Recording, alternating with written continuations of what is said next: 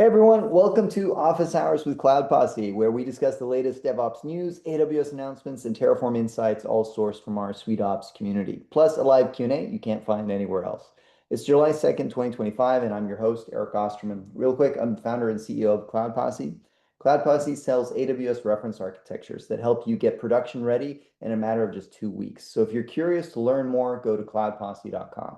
Now, how can you maximize today's session? First off, our format is very informal and you can engage as much as you'd like, ask questions. And for those curious about any of our open source tools like Atmos, this is a great place to ask. For those on the recording, we host these calls live, so don't miss out. Join us by going to cloudposse.com/office hours.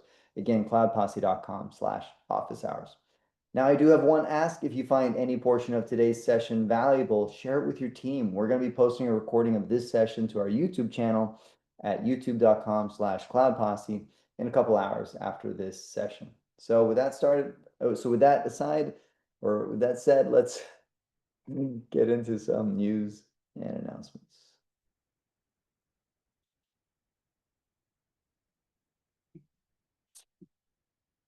That's what I was going to do. So I totally saw this announcement and I totally did not look at it because we are totally not using runs on controller anymore.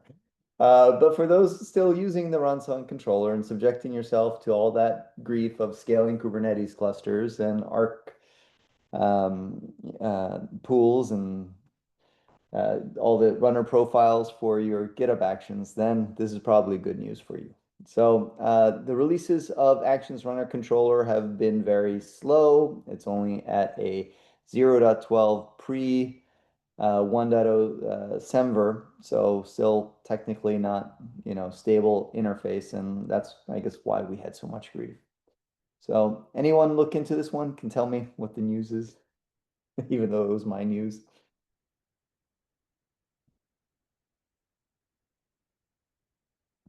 All right.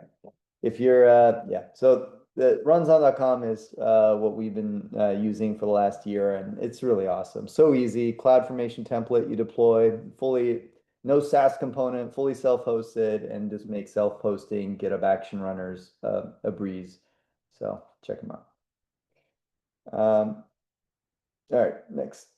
Here's that time of office hours where I get signed out of this. Hold on one second.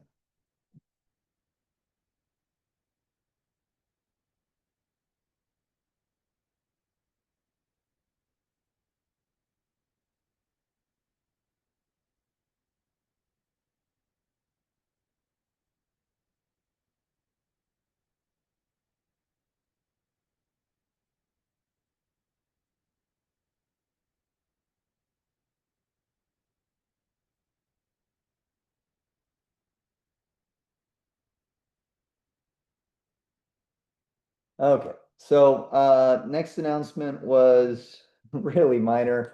Anyways, the BSOD blue screen of death is going to be the black screen of death to, join the times and be undifferentiated from Linux and every other system, I guess. So they're getting rid of the blue screen that's been around forever. No more sad face. Unfortunately, they're not getting to the root problem of that, so we'll still be seeing black screens of death. Another announcement that doesn't feel like an announcement anymore, and I guess this is going to my Apple News, and I can't really share it. Anyways, yeah, brother printers are remotely exploitable and can open up TCP tunnels to anything on your network, and like every model of the printer is basically vulnerable. So, and it's apparently unpatchable. So, it doesn't get better than that. Matt, are you here? You shared this one with me. He did not join today, so I'm less familiar with this announcement. DynamoDB introduced global tables a few years back. Now they've introduced support for strong consistency, not eventual consistency of those tables. So interesting how they do that, but I don't have more about it. Anyone know more about this announcement?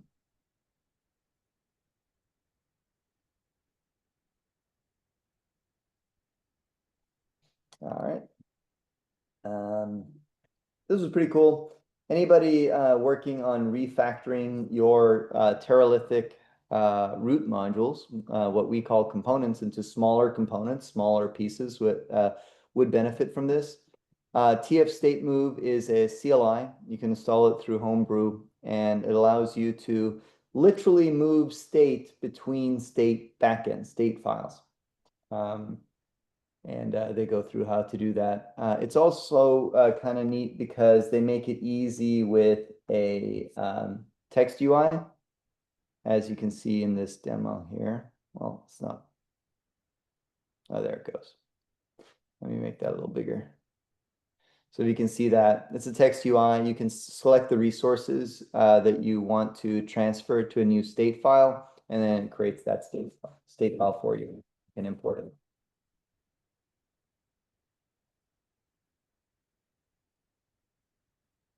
I haven't heard anybody speak up yet. Can you guys hear me okay? I can hear you. Yep, we hear you. Loud and clear. Yeah. All right. Just not striking a chord yet. All right. Let's see what else I got here. This was interesting. Kubernetes, which is like the largest Slack community. I know it was up to 30, 40,000, and that was years ago. So I can only imagine how large the Slack community is today. They had originally gotten the boot from Salesforce that Salesforce was going to stop to host that Slack workspace for free. They've since worked out an arrangement, I think, where that won't be happening at least right away, but they will still probably be moving off, it sounded like. The update was that they will not be downgraded on June 20th, but stand by for more details. I know for sweetops, tried for many, many years to see if we could get any love from Salesforce and better pricing, but it did not exist. So I was hoping that Slack would eventually offer a feasible solution for communities. However, that never happened. So I guess all the more reason to move to Discourse or some other platforms. It just hurts when you have all the history, right? We have 10 years of Slack history, and well, okay, we used to have 10 years of Slack history. Now they, as of June 27th, they have killed 90, or they've killed everything but 90 days of that history. Fortunately, we do have an archive of that somewhere. All right. Any thoughts on this before we move on? It really seems like there are just the two alternatives. Either you're on Slack or Discord. And I'm curious, is there any other alternatives which might not be as popular but still usable and not IRC? I know. I hear of teams using Matrix. Ooh. I'm not Is that the familiar. one that's renamed to element.io? Or no, is that different? I just know it's a Slack-like. And I'm trying to remember, I just last week saw a dev team that had that listed. This is interesting. I've never seen Google produce this list of alternatives at the top before. Yeah, one comment on the Zulip app. I don't know if anybody here listens to the Changelog podcast or their family of podcasts, but they moved wholesale from Slack to Zulip. And they actually had an episode where they had I don't know if it was the creator of Zulip or one of the contributors to the project, but they had a podcast episode where they talked at length about Zulip, moving from Slack to Zulip. And just recently they pretty much, I won't say abandoned, but, kind of archived their Slack community. And now all of their activity is taking place on Zulip. Interesting. The biggest pain I see with all these platforms is they don't provide a way to import messages while preserving like attribution to authors and dates. And the hack is always, well, you just put the author in the message and you put the date in the message, but that's not the same thing. And it precludes any sort of date filtering and so forth.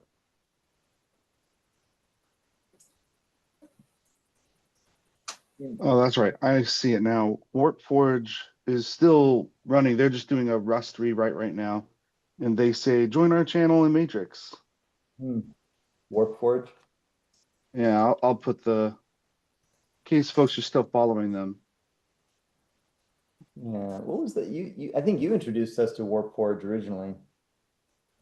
Yeah, I still follow them. The rewrite is just not going quick, but they seem to still be active because they're moving from Go to Rust. Hmm. But what was it? I don't even remember what it was.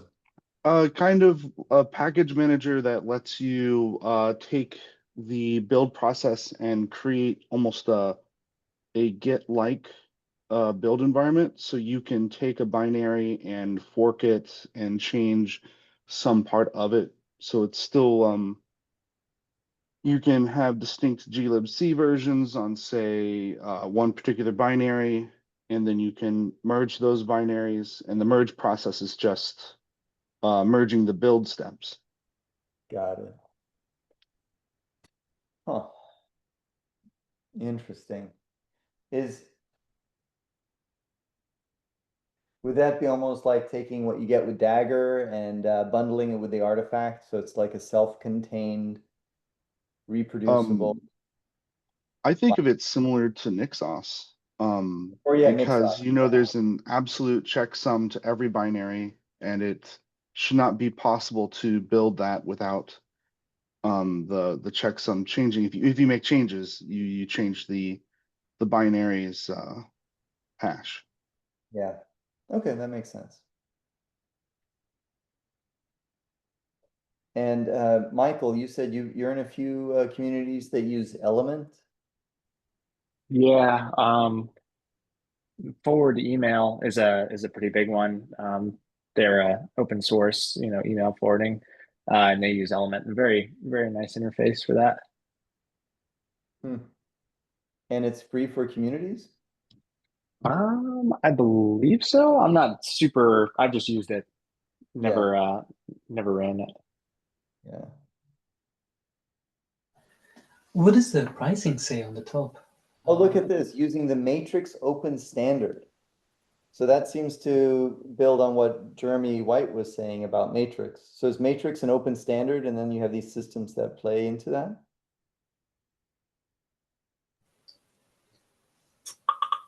I'm actually looking it up. I don't know for sure. I think matrix.io is what I was looking at. Yeah. What were you saying, Rashab? I believe it does, and I can't think of it, but there is another social media, I think, also using Matrix. I can't remember if it's Blue Sky or another one. Oh, this looks different. Yeah, Matrix.io. Oh no, Matrix.io was a different link. I'm sorry. Too many tabs. Too many tabs. Huh. So Rocket Chat is also this Matrix Federation ready. So that's interesting. Matrix.org is, I think, maybe open network for secure decentralized communication. And then you have these systems like Rocket Chat and Elements.io that support that. Ah, I did not know about that.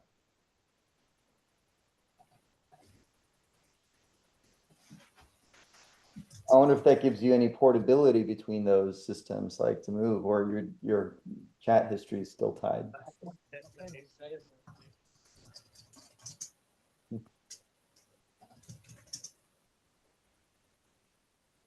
All right, well, learn something new. Thank you for that.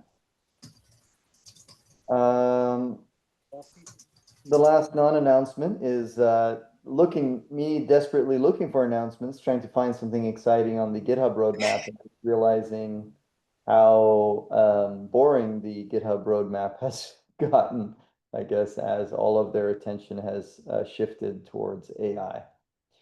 But supposedly immutable actions are still happening end of Q4. And then a totally tone deaf thing coming that I was almost super excited until I realized that, wait, no, they're not talking about the GitHub tokens.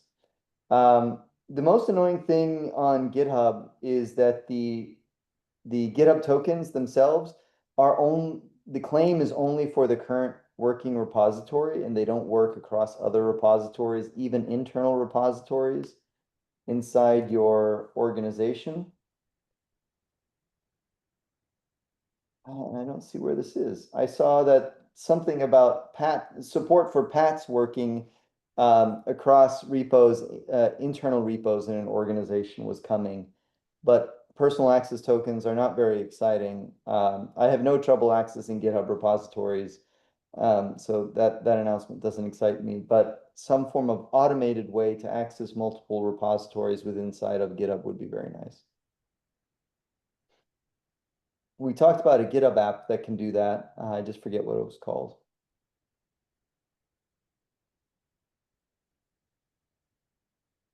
Oh, well. All right, that's all I got. We got one more small announcements.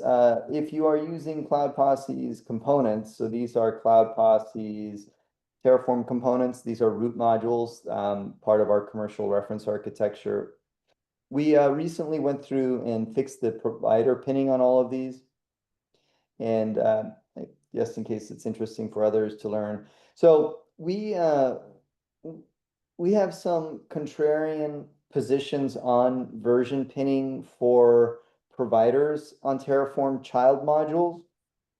And that is, we don't do upper bound pinning on child modules because we are unable then to test updates in a new pull request, bumping the provider without bumping every other child module first that depends on. And that creates a very complex upgrade path for updating providers. So we learned this years and years ago. I mean, this is like 5-7 years ago or something. So we only do lower bound pinning.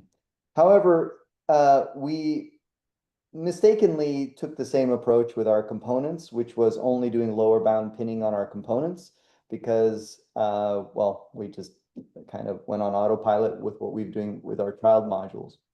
Well, components are root modules, and those are the opinionated implementation of child modules, and those shouldn't care too much what the underlying provider versions are, because you never embed a component inside of another component. You embed components inside of a stack. And for that reason, we went ahead and went through all of our hundreds of components.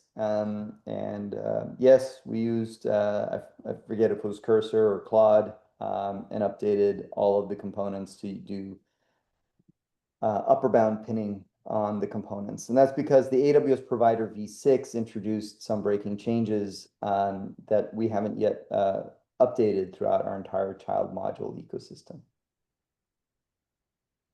So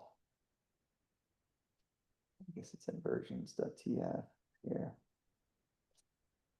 So this is what we added. So all versions less than 6. Similar breaking changes came out in Helm. So we did similar upper bound pinning in any of our components that use Helm. And then we will update those as time passes. Any questions on our version pinning strategy for child modules and root modules components?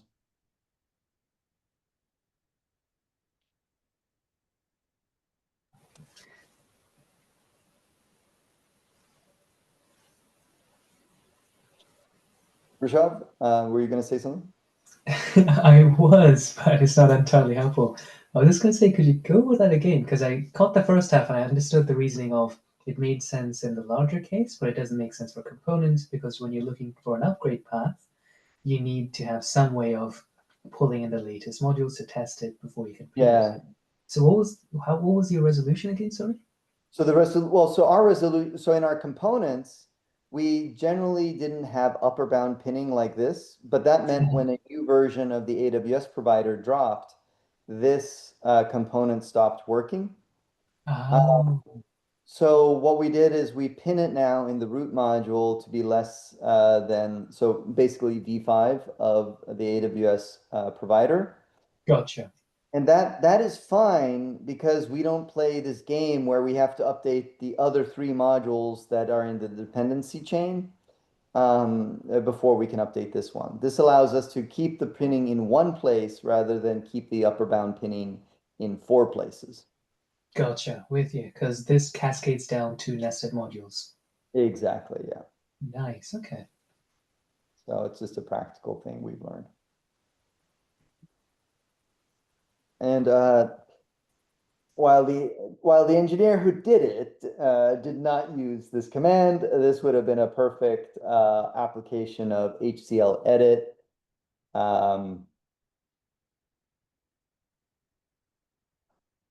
Oops, what happened there? HCL edit. This one here. And this allows you to very easily rewrite any part of a Terraform HCL file. So if you need to do bulk edits, this is the tool.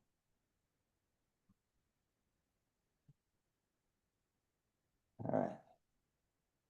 Well, let's see. Anything else interesting in the chat? Element, matrix spec, Mattermost.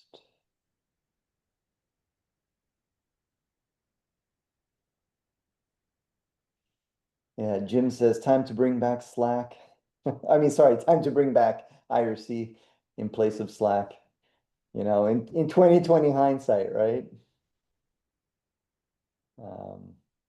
And unfortunately, I'm having trouble with my Zoom. I can't scroll up. It just keeps returning me back to the bottom of the window in typical Zoom fashion. All right. Any other questions? So yeah, let's move into just general Q&A here. Those were all the announcements I had. Anyone spot something interesting this week that we can discuss?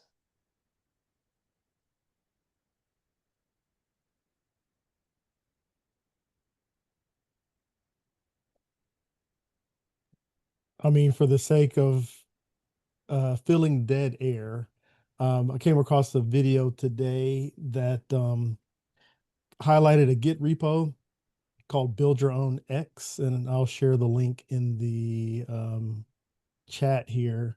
But it was pretty cool because and I haven't gone through all the projects yet here, but if you're learning how to build lower level systems using software, it gave a lot of demonstrations like build your own Docker, basically a Linux container type thing. Build your own 3D renderer. And then what I appreciated is they have these different projects, but they also have it broken out by language. So you don't have to necessarily subscribe to C++ or Java, or they had like Python options and JavaScript options and so on. Even had like a Zig option. I have no clue what Zig is other than it was used for what Ghosty, the terminal that Mitchell Yeah, Hashimoto wrote. So I was kind of curious about just doing a Zig project. But anyway, yeah, I just came across this and thought it was something interesting to share. Interesting. What was that other? Maybe you shared it. There was another one that was more AI driven that automatically came up with like a full documentation site based on. Yeah, that's if you hadn't said it, I would have been able to recall it. But no, Totally. it's roadmap.sh is the website. And so historically they had like handcrafted roadmaps for building skills for particular roles or careers or whatever. And now they've really expanded the platform where you can make your own roadmaps. And they also have like AI generated roadmaps that kind of use this format that they have. It's pretty slick, even from when it was just like, they were doing it all by hand. It was really, still a pretty cool tool that way. That is interesting.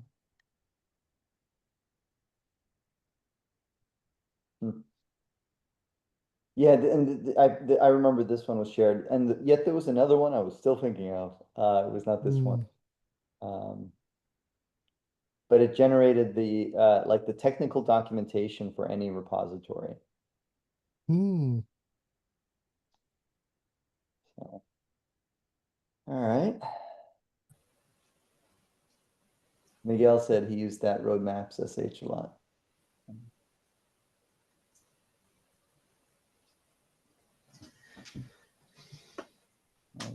Any other questions or interesting things we can discuss today?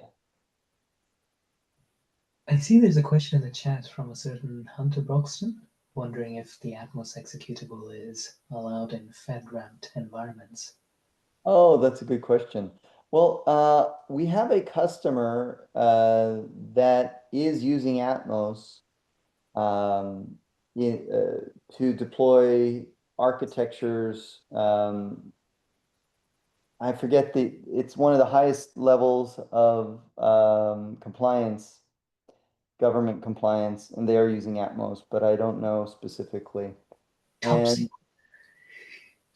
And yeah, it's not that I literally I can't remember the standard. But yeah, they were very excited. They said, according to them, they said they're one of like 2% of people that pass that certification every year, and they were able to get it. The other cases, I believe I've seen some people maybe at defense unicorns using Atmos, but I don't know to what extent. So defense unicorns, they're a pretty cool company. They are similar to Cloud Posse, but they specialize in government specifically. They have one of their own tools called Snarf, I think, which helps you run in air-gapped environments. And I think I've seen some interest in them lately using Atmos, but not 100% sure.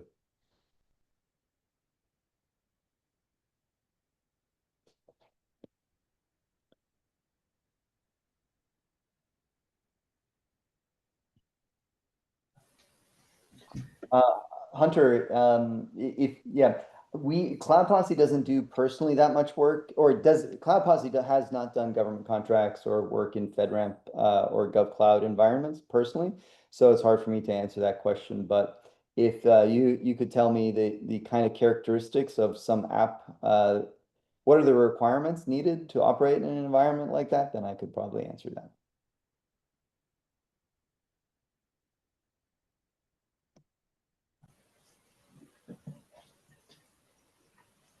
A little earlier, when we were looking at GitHub's boring roadmap ahead, you mentioned Pat was one of the things that would be nice, so you could check out repositories, not your own, within workflows without having to use hard-coded paths or secrets. Yeah. How do you solve that currently? How do you address that? Well, what we do, it's ugly and it feels like such a Rube Goldberg apparatus. But what we do is we create a GitHub app and we install the GitHub app in each repository that we needed to have access to. And then we scope the permissions to that. Then we use the GitHub environments secrets, which are a GitHub enterprise feature, to restrict access to the GitHub app to specific branches. But that doesn't really help if you want to do any kind of preview environments or things that are happening at the pull request phase, because they'll still need access to the secrets, and that means you either need two apps or that definitely need a token that is narrowly scoped. I really wish I remember what that app was for creating scope. It actually came up last week on a customer call, so I'm going to look it up. There is a GitHub app you can install that works like STS, but for GitHub access tokens. And it's by a third-party security company, and the app itself is free. Is it OctoSTS? Linked it in the chat. Is it that one? Because this is the one we were looking at earlier to solve the exact same thing of how do we get one repo to check out another. And it looks like these guys, OctoSTS. Yeah. That might be it. Let me see if it's in I don't know if we talked about it in the last 90 days, but let's see if it's in the sweetops Slack.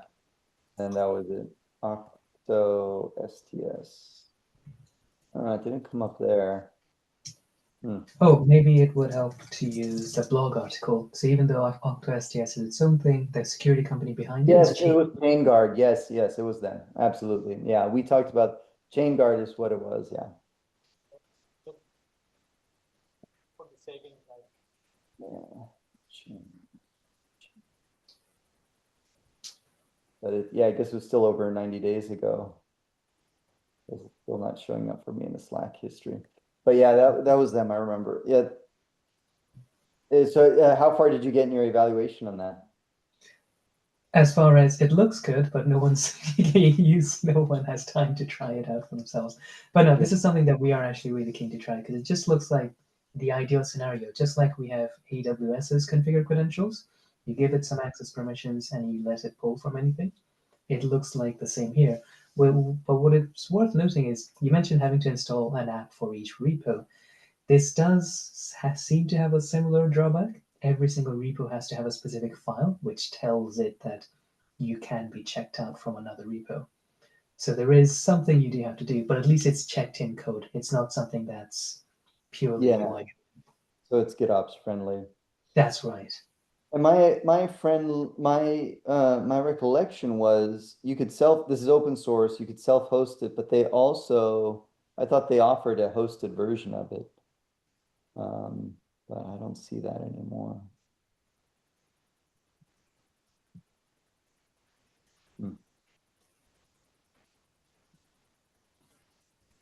Yeah, here, you can install this app here. So they offer a hosted one, which is interesting because then, I mean, obviously it's a lot of trust you put in that service, but I guess it's one way you can test it out in a test GitHub organization maybe. That's exactly it. Yeah, and they are pretty upfront about it as well, saying that yes, we need a superset of all the permissions that we can divvy out. So effectively, we need admin permissions, but in practical use, the only permission we use is content read only to read the file. Yeah. It is nice though when you look at the documentation, they use pinned action tags even in the documentation. That's a level of detail that not a lot of GitHub Action authors go through. Yeah. Mm. Yes, Zarf is that other tool for the air-gapped environments. Looks pretty interesting as well. I know that it's also open source, creates SBOMs.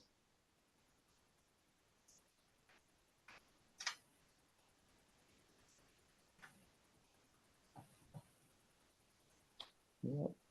Hunter, are you were you aware of Zarf, or were you just sharing it because I mentioned it earlier? I'm having a conversation with a chat, so that's why you're not hearing anything back. All right. All right. Anything else we could talk about today? Thanks for bringing up that Octo SCS. That was perfect because I literally needed to pull that up. I couldn't remember what it was called.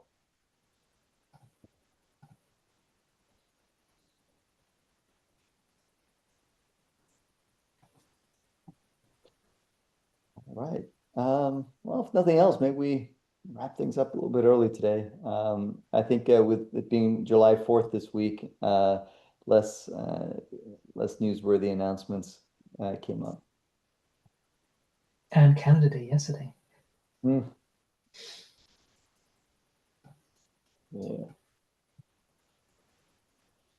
All right. Thanks everyone for your time today. Sorry we couldn't fill out the full hour, but we will be back next week at the same time, same place.